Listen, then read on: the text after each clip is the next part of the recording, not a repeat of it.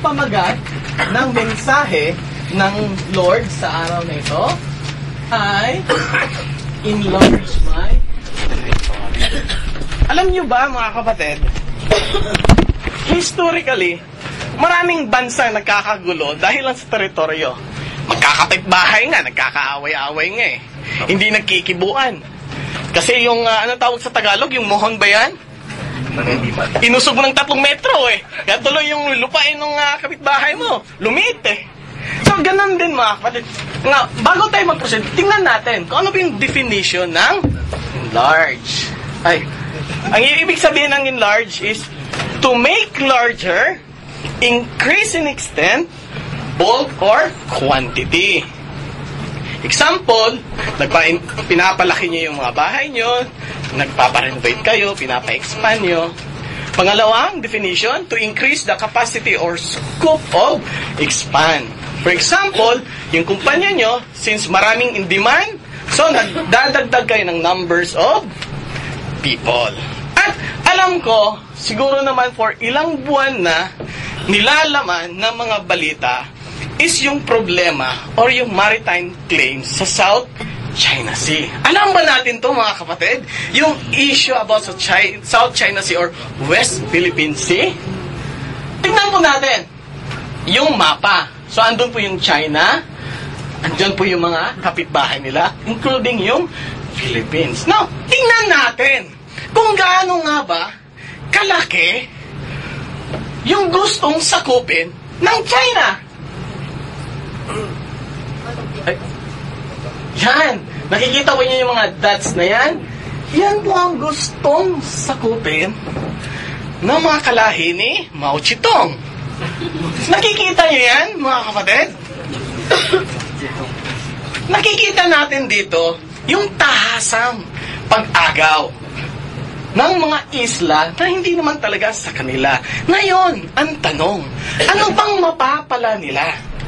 Bakit napaka-aggressive nila sa pang-aagaw ng mga isla na supposed to be hindi naman sa kanila? Base na sa nabasa ko, kasi once na angkin daw ito ng China, yung area na yan, they will have a control in trade shipments.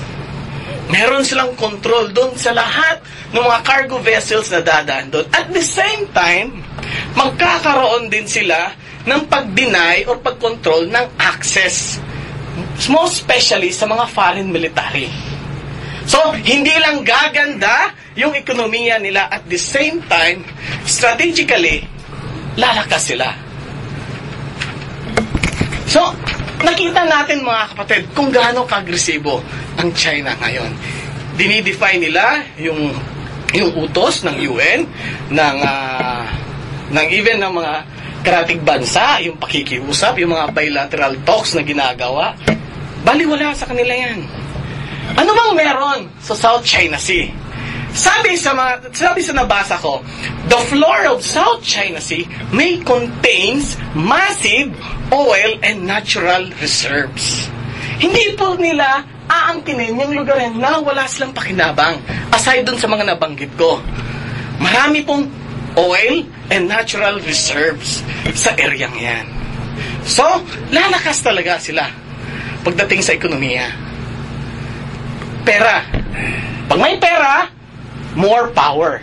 At mas magagawa nila yung mga bagay na gusto nilang gawin. While tayo, busy yung kaisipan natin, yung mga politician natin sa eleksyon, busy tayo sa bangayan kung ano yung number 1, kapuso ba or kapamilya, habang busy tayong nanonood o pinag-uusapan yung buhay ng mga artista, ang China naman po, very busy sa pag-aagaw, buildings, reclaiming lands sa lugar na supposed to be sa atin.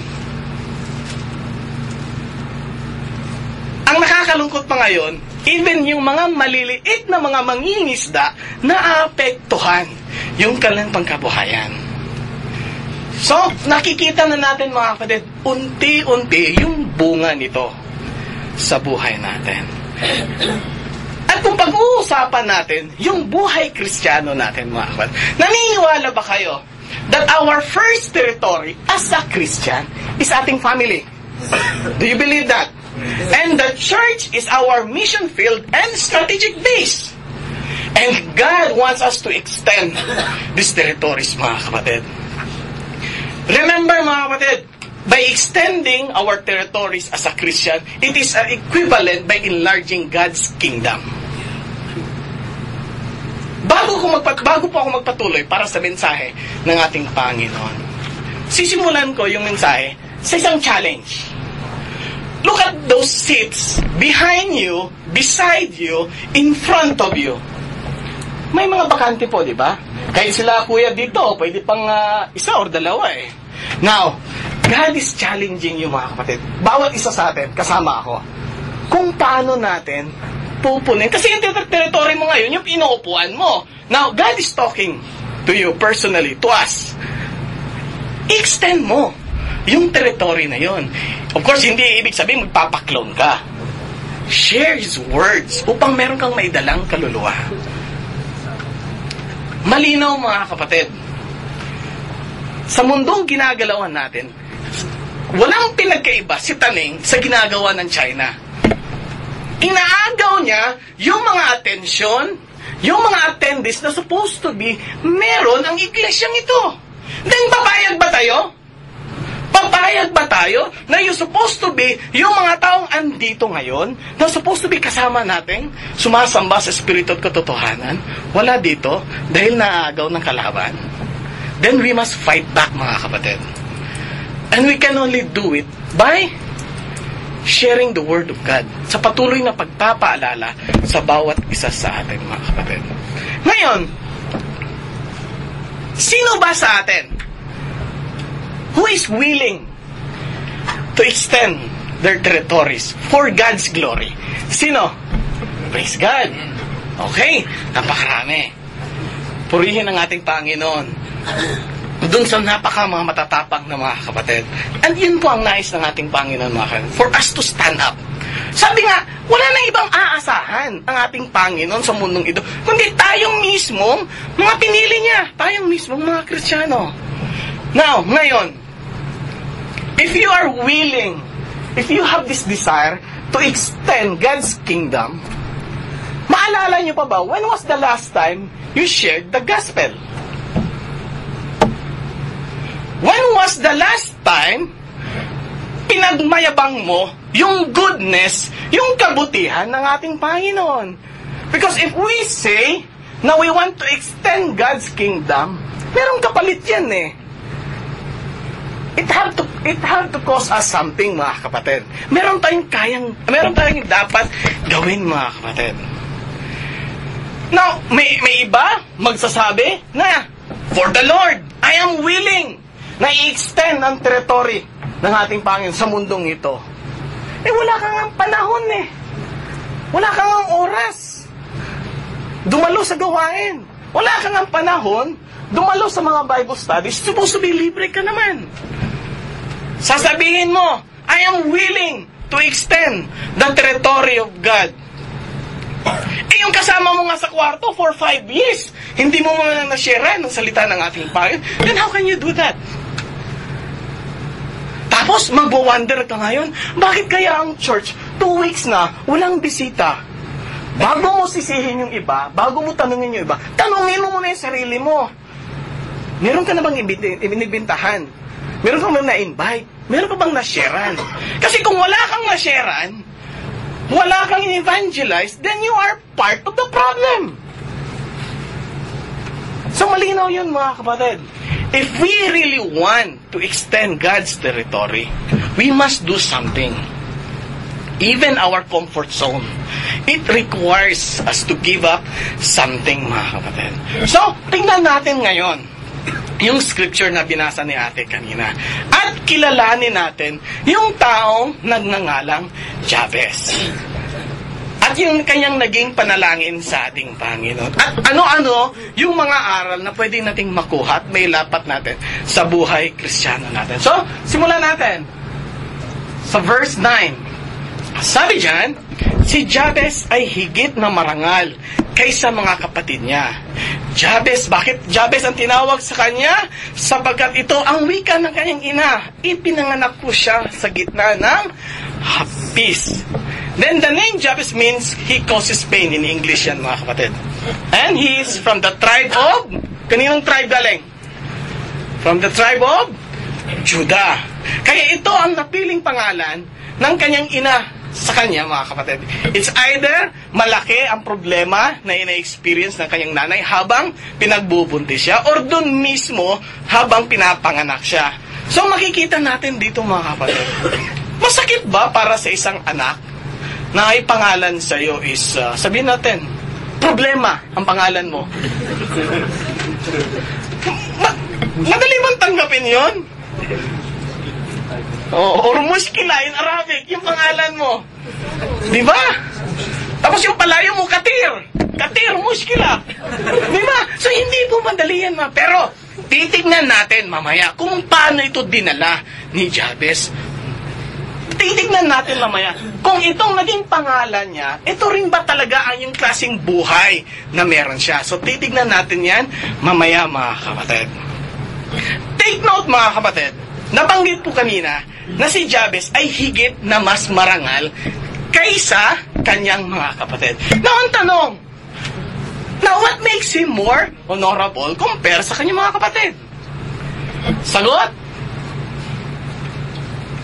He prays to God sincerely, mga kapatid. Kasi he believed that his God is a God who listen, nakikinig sa kanyang mga panalangin, at yung Diyos na sumasagot sa kanyang mga panalangin. He prays with confidence. Last Wednesday night, yung sa Bible study namin, nakita namin yung dalawang klaseng pagmumukha ng isang Kristiyano.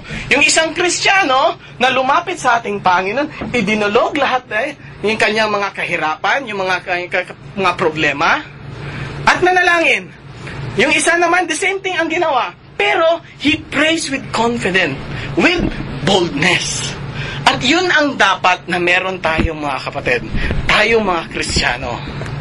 We must pray with confidence pag tayo lumapit sa ating Panginoon. Yun yung klase ng attitude na meron si Jabez. Kakaiba sa kanyang mga kapatid. At yun ang dapat na maging attitude din nating mga Kristiyano. Praying to God sincerely means trusting God that He will hear our prayers and being confident that He will answer our prayers.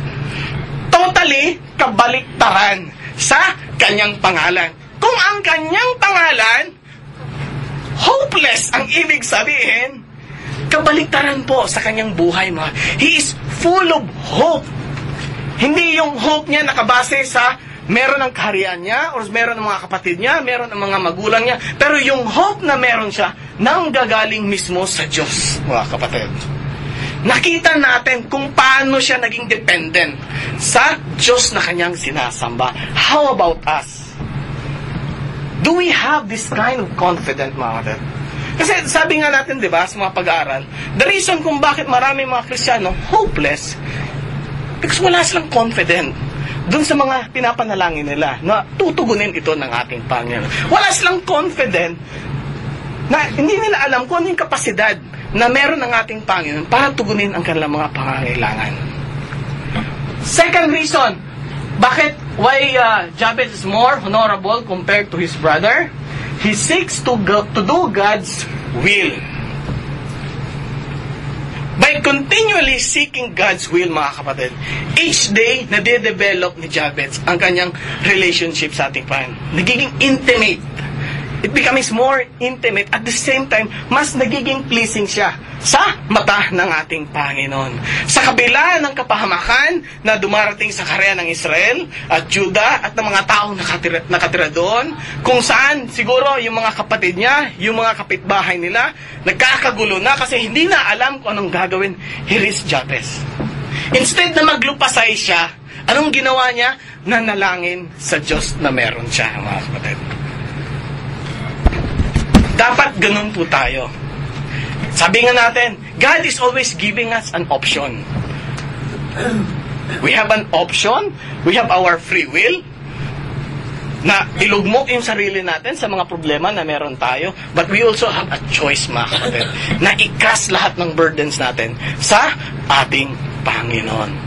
Now, let us proceed sa verse 10. Sabi dito, titingnan natin kasi ito na yung naging laman nung panalangin mismo ni Jabez. Sabi dito, ngunit tumawag si Jabez sa Diyos ng Israel at sinabi, pagpalain po ninyo ako, palawakin ninyo ang aking lupain, ilayo ninyo ako sa kapahamakan para hindi ako mahirapan. At ipinagkaloob naman ng Diyos ang kanyang kahilingan. So makikita natin mga kapatid, ano yung klaseng panalangin meron si Jabez? Merong sense of urgency. Makikita natin na kailangan niya kaagad na matugunan ng ating Panginoon. Kasi they are in a great danger, mga kapatid. Siya at ang kanyang kaharian. So makikita din naman natin dito yung naging mabilis na tugon ng ating Panginoon. At malinaw pa sa sikat ng araw, mga kapatid, that Jabez requested to the Lord to expand his earthly possession. Bakit kaya? Mababasa din natin kanina na napakabilis po na naging katugunan ng ating Panginoon. Now, tingnan natin. Ano nga ba ang naging motibo ng puso ni Jabez dito sa request niya? Ano ba ang nilalaman ng kanyang puso? Bakit ito na lang ang isa sa naging nais niya? Napalawakin ang kanyang territory. Sagot, he wants to expand his commitment and service to his God. Since hari siya, alam niya na the more mas malawak ang kanyang masasakupan, the more mas maraming tao siyang pangangalagaan, at the same time, mas marami siyang taong maidadala sa tanan ng ating Panginoon. At iyan ang nakita sa puso ni Jabez ng ating Panginoon. Kung bakit ganun na lang din kabilis ang naging tugon ng ating Panginoon. The more na mas malawak ang kanyang kaharian, the more na mas safe sila sa gawa ng kalaban. The more mas malaki ang teritoryo mo, the more iilagan ka ng kalaban. Makikita din natin dito, mga kapatid, kung gaano na lang yung naging concern ni Jabez. The way siya kumausap sa ating Panginoon, sabi niya, pagpalain po ninyo ako, palawakin ninyo ang aking lupain, ilayo ninyo ako sa kapahamakan para hindi ako mahirapan. Nakita natin yung pag-pledge niya dito. Yung pag-plead niya sa ating Panginoon. At nakita natin, yung klase ng concern meron ng ating Panginoon towards doon sa panalangin ni Jabez. Kung gaano kalaki yung concern ni Jabez sa kanyang nasasakupan, higit pa doon, mga kapatid, ang naging concern ng ating Panginoon. God knows exactly kung anong problema meron tayo, mga kapatid. This should be a great reminder sa bawat isa sa atin. Ano man yung mga concern natin, mapa-iglesia man or mapa-personal man, gawin natin yung makakaya natin. Pero huwag tayong magawalan ng pag-asa, mga kapatid. Kasi alam ng Diyos, batid ng Diyos, lahat ng pangangailangan natin. Now, ang tanong, sino ba sa atin yung gustong i-enlarge pa ng Diyos yung kanyang territory? As a Christian, mga kapatid, gusto ba natin na i-enlarge pa ng Diyos yung territory natin? Praise God. Ang tanong, ready ba tayo? Kasi minsan marami tayong mga panalangin, pag binigay sa atin ng Diyos, wala ka naman. Lord, we pray po, dagdagan nyo po yung cell group namin sa mga Bible study. Tapos nung andyan na, wala ka naman. Di ba? Sometimes, hindi natin ini-imagine talaga yung mga nilalaman ng ating mga panalangin. Ibig sabihin, hindi natin sinasa puso. Parang nagiging flowery words lang. Kaya minsan, napapasubo tayo, tinetest tuloy tayo ng ating Panginoon. At dahil doon, sa ginagawa natin, na i-reveal tuloy sa ibang mga kapatiran, yung puso, or kung anong puso, kung ano yung talagang desire mo. Kung totoo ba yung pinapanalangin mo, or hindi ba talaga. So, maging ready tayo, mga kapatid. Bakit ko tinanong yon? Kasi iba po ang point of view ng ating Panginoon when it comes to enlarging territory. Iba po yung point of view nating mga tao dun sa pagpapalawak ng ating territory compare sa point of view ng ating Panginoon. Ano nga ba ang isa sa unang point of view na meron ng ating Panginoon when it comes to enlarging territory. Actually, marami to, pero meron akong 4 na hinanda. Una, enlarging the range of our service to the Lord and to His church. Yung ginagawa natin dito sa loob ng iglesia, i-extend natin yan sa mga trabaho natin or kahit saan man tayo magpunta. Kung tayo nga, hindi tayo nakukontento sa range ng wifi na meron tayo, gusto natin kahit nasa CR tayo, malakas pa rin yung internet. Dapat higit pa doon. Wala man tayo dito sa iglesia, yung passion natin, yung fire natin, dapat nadadala natin yan sa labas, mga kapatid. Dapat higit pa doon yung desire natin. Hindi yung andito ka habang nakikinig ka sa mensahe ng ating ang dami mong plano, Lord, gusto kong gawin ito, gusto kong gawin ito. Pero nadyan ka pa lang sa bakala, unti-unti nang nawala. Pagdating mo sa Al Jazeera, wala na. Pag Friday naman, habang papunta na ng church, andun ka na naman. It's like, Lord, iba yung plano ko. Hanggang dito, pagpasok, Lord, gagawin ko na talaga to. Pag sara lang ng gate, wala na. God wants us to extend itong mga desire natin, mga kapatid. Hindi lang dito, sa loob ng church. Dali natin ito sa labas. And for sure, Lord willing, sa tamang panahon ng ating Panginoon, yung mga empty seats na yan, i-fill yan. Amen po ba? So, meron tayong malaking obligasyon, mga kapatid. If we want to extend God's territory, we must do something. Alinsunod sa utos ng ating Panginoon. Pangalawa, enlarging the width of our love and commitment. Kanina, enlarging the range. Ngayon naman, enlarging the width of love and commitment to the Lord and to His church. Alam mo, mga kapatid, napakaganda na marinig ang isang Kristiyan, malaman mo na yung nilalaman ng mga panalangin mo, yung, Lord, use me in every moment of my time. Lord, every muscle, yung mga strength na meron ako sa katawan, gamitin mo po ito for your glory. Every strength that I have, Lord, nawa, magamit ko ito para sa iyong kapurihan. Every words na masasambit na aking mga bibig, nawa, ikaw ang may taas, Panginoon. Dapat yung obligasyon natin, mga kapatid, towards the church at ang relasyon natin sa mga kapatid dapat lumalapad. Dapat lumalawak. Aside sa mga waistline natin na medyo lumalapad, dapat higit pa doon. Yung obligasyon natin, dapat nag-i-extend din. Lumalapad, mga kapatid. Kung noon, 2 lang parate ang kinakausap mo sa loob ng iglesia, i-extend mo, gawin mo naman 3. Gawin mo 4. Diba? Kung noon, ang ini-aim mong i-evangelize is yung kasama mo lang sa kwarto, i-extend mo, isama mo sa plano. Buong flat. Diba? Huwag tayong makontento. Sabi nga doon sa panalangin ni Kuya Jose kanina, higit pa doon ang magagawa natin sa ating Panginoon, mga kapatid. Remember, mga kapatid, in the Church of God, we must work as one, guided by the Holy Spirit. We cannot utilize or develop itong mga gift na binibigay sa atin ng ating Panginoon kung tayo-tayo lang. Look at Jesus Christ Himself. During the start of His ministry, anong ginawa niya?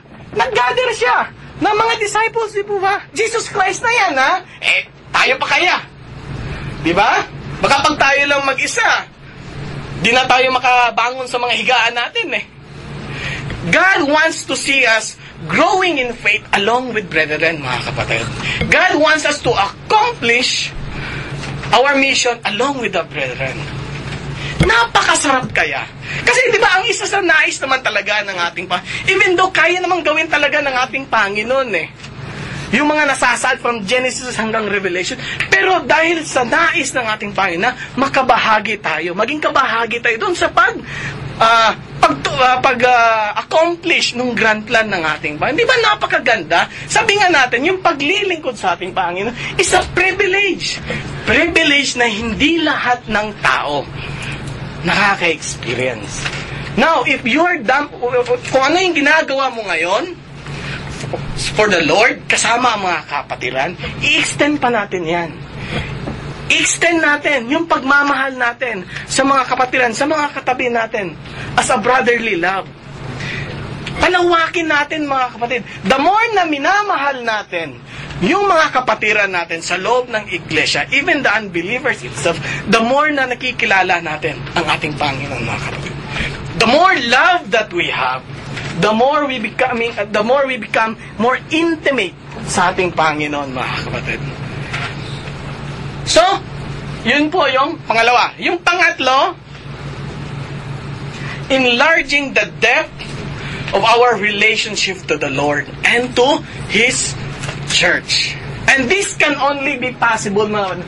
Ito yung pagpapalalim pa ng relationship natin sa ating Panginoon. This can only be possible kung babad tayo sa salita ng ating Panginoon. Kung babad tayo sa pag-aaral. Kung babad tayo sa gawain ng iglesia. It will be very difficult for us to have a deeper relationship sa ating Panginoon at sa iglesia na meron tayo. Kung hanggang sa ngayon, wala sa priority natin ang ating Panginoon. Minsan, nasa priority nga, pero hindi naman number one. Iba ang nasa number one. So, again mga kapatid, sabi nga, napaka-gracious. God is full of mercy and love, mga kapatid. Then why we cannot do that sa Kanya? Bakit hindi natin maibalik? At the same time, maibahagi sa mga kapatiran na meron tayo ngayon. Yung mga kapatid, yung pagkakaroon ng mas malalim na relationship sa ating Panginoon at sa iglesia, it needs time. Hindi po natin ito magagawa alatol. Now, kung seasonal ka lang dumalo sa Friday worship, na hindi ka nga dumadalo regularly sa mga prayer meeting, how do you expect this to happen? Then nagtataka ka, bakit malayo ang loob ng mga kapatid sa'yo? Ikaw nga itong mismo. Hindi mo binababad yung sarili mo sa mismong iglesia na meron ng ating Panginoon. The more we becoming intimate, mga kapatid, sa relasyon natin sa ating mga kapatiran, the more we have a deeper relationship sa ating Panginoon. And the more we become useful sa iglesia ng ating Panginoon. Pangapat, reaching out more further to the unbelievers. Pag sinabi ng ating Panginoon, mga kapatid, napuntahan mo itong lugar na ito, at sakupin mo yan, na hindi po tayo nangaagaw. It only means na ito, anak, itong lugar na ito, hinahanda ko to para sa'yo. Sakupin mo. Gusto ko ikaw ang maghari dyan para sa aking kalulahatian. Kaysa naman maagaw yan ng mga kalaban, ibibigay ko sa'yo yan. All you have to do is say yes, mga kapatid.